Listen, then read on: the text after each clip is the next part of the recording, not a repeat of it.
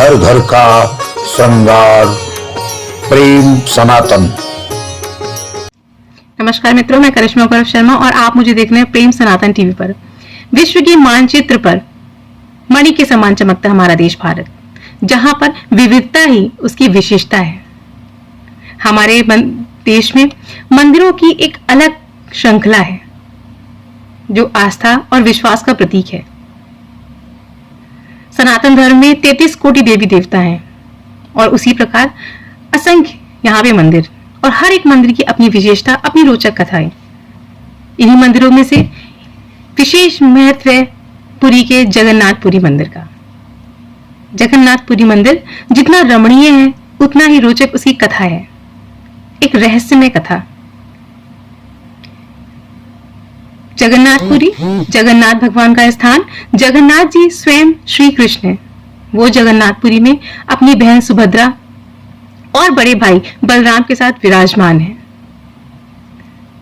शोभा यात्रा, रथ यात्रा पे वो तीनों ही निकलते हैं और पूरी भक्त जनता उनके रथ को हाँकने के लिए चल पड़ती है। इतना मनोहर दृश्य भारत के सिवा और कहीं नहीं देखा जाता। कहते हैं कि जगन्नाथपुरी जिसकी मूर्तियों को हर 12 से 14 वर्ष के बीच में बदल दिया जाता है, इसके पीछे एक रोचक कथा है। रोचक कथा वो एक ऐसा पेड़ जिसे दारू ब्रह्म कहते हैं, उसको ढूंढा जाता है। उसको ढूंढा जाता है क्योंकि ऐसे वृक्ष में घोंसले नहीं होते, सिर्फ एक सांप जो विष्णु का प्रतीक है और नीचे चींटियों का एक पहाड़ होता है।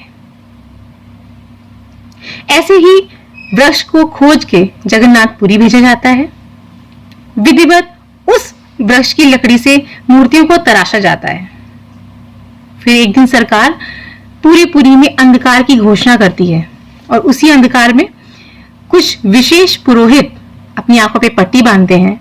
पुरानी मूर्ति से एक ब्रह्म पदार्थ लेकर नई मूर्ति में प्रस्थान करते हैं। ब्रह्म पदार्थ ये क्या है, ये कोई नहीं जानता। सबकी अलग अलग बातें हैं। कोई कहता है ये पारलौकिक द्रव्य है, कोई कहता है आभूषण है, कोई कहता है स्वयं श्री कृष्ण भगवान का कोई अवशेष है। लेकिन वास्तव में ये कोई नहीं जानता ये पदार्थ क्या है। उसको लेके मंदिर में स्थापित करते हैं और पुरानी मूर्ति को वहीं पे एक विशेष स्थान पर दफना दिया जाता है। इतनी रोचक कथा। ये कथा है जगन्नाथ जी के पुनर्जन्म की, और इसी बदलाव से होकर सुभद्रा और बलराम को भी गुजरना पड़ता है। जिस वर्ष ये मूर्तियां बदली जाती हैं उस वर्ष को नवकलवर कहते हैं। यानी कि जब धार्मिक कैलेंडर में एक महीना बढ़ जाता है, उसी वर्ष को। विगत वर्षों में 2015 एक ऐसा ही वर्ष था जिसे नवकलवर कहा गया। जगन्नाथ जी की एक कथा और है। श्री कृष्ण जब महाभारत का युद्ध समाप्त हुआ, गांधारी ने अपने सारे पुत्रों को मरा हुआ पाया तो उनको लगा कि श्री कृष्ण की वजह से ही ये सारा महाभारत हुआ। उन्होंने श्री कृष्ण को श्राप दिया कि तुम 36 वर्षों के पश्चात मर जाओगे। वही हुआ। एक शिकारी ने शिकार करते समय उनको हिरण समझा और उनके पैर पे तीर लगा और उनका देहावसान हो गया। पांडवों ने उनका अंतिम संस्कार किया। अंतिम संस्कार जब वो कर रहे थे उनकी देह पूरी जल गई, परंतु दिल नहीं जला। देह जलना स्वयं ईश्वर, क्योंकि वो मानव के रूप में जन्म थे कि उनको जन्म भी लेना था और वैसे ही मानव की तरह ही उनको इस मृत्यु लोक को छोड़ के भी जाना था, इसलिए उनका अंतिम संस्कार हुआ। दिल उनका जलता रहा। पांडवों ने उस दिल को लिया और नदी में प्रवाहित कर दिया। वो दिल एक राजा को मिला। उस राजा की आस्था जगन्नाथ जी में थी, इसलिए उस दिल को ले जाकर उसने जगन्नाथ जी की मूर्ति में स्थापित कर दिया। हर नवकलवर को पुरानी मूर्ति से नई मूर्ति बदल जाती है, परंतु ये अद्भुत दिल कभी नहीं बदलता। प्रमाणित तौर पे तो नहीं, लेकिन कहानी से सुनने के पश्चात ऐसा लगता है कि शायद जगन्नाथ जी में स्वयं श्री कृष्ण भगवान का हृदय धड़क रहा है। इसीलिए तो वो बिल्कुल जीवंत मालूम होते हैं। जो शिल्पकार उस मूर्ति को तराशते हैं उनको महावत कहते हैं, और ये शिल्पकार भी सिर्फ एक ही परिवार के सदस्य हैं। जगन्नाथपुरी में बहुत बार हमले हुए, इसकी एक रोचक और रहस्य ये भी है कि इसकी शिखर के ऊपर से किसी भी प्रकार का वायुयान नहीं गुजर सकता, ना ही कोई पक्षी इसके शिखर पर मंडराता और बैठता है। बहुत सारे वैज्ञानिक शोध हुए हैं, परंतु किसी ने भी प्रमाण की पुष्टि नहीं की।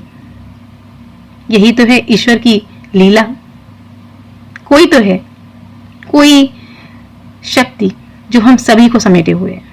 वो शक्ति जो हम सभी को इस धरती पर भेजती है, जीवन का उपभोग कराती है, हर अवस्थाएं दिखाती है और फिर देह का अंत होकर स्वयं में हमारी आत्मा को मिलवा देती है।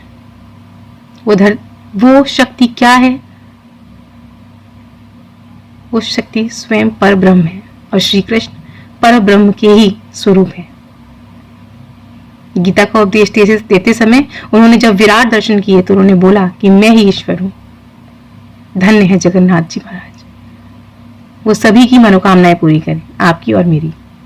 ऐसी ही रोचक कथा को लेके मैं फिर से आपके सामने आऊंगी प्रेम सनातन टीवी चैनल के माध्यम से। तब तक के लिए जय श्री कृष्ण।